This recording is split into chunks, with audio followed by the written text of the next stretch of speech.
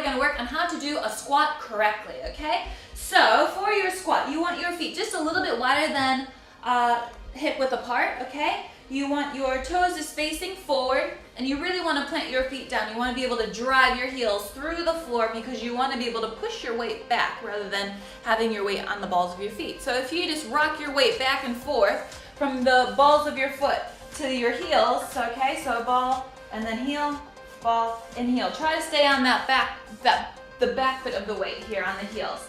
From here, if you take your hands and you just get them at chest level, that way it helps you keep your chest lifted, belly's pulled in nice and tight.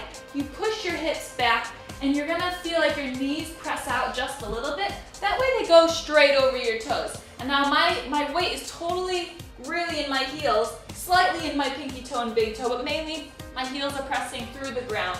My chest is up, my belly's in, and my hips are back, and my hips are almost at knee level. When I come back up, I'm gonna stand up, and I'm gonna squeeze my glutes, okay? So from here, if we're gonna keep it moving, we squat down and up. Remember, chest is up, hips sit back as if you're sitting into a chair, and your knees are gonna just gently be pressing out. That will make sure they go forward.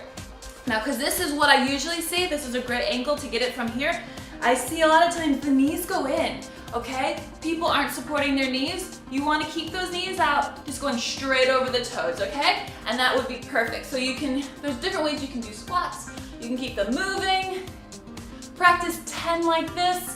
Shake it out and do 2 more sets. You can do 3 rounds so you get this into your body, you can feel it well. You can hold the squat, okay? You can hold it there. You can do little pulses here.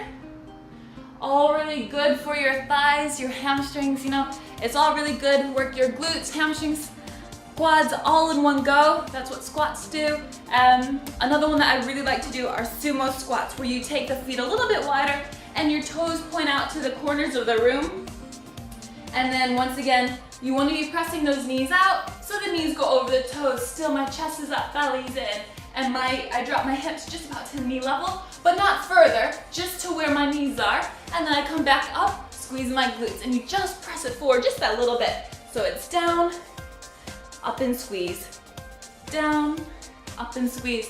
Once again, you could hold it, you could do pulses, and you can do single squats. Okay, so those are some of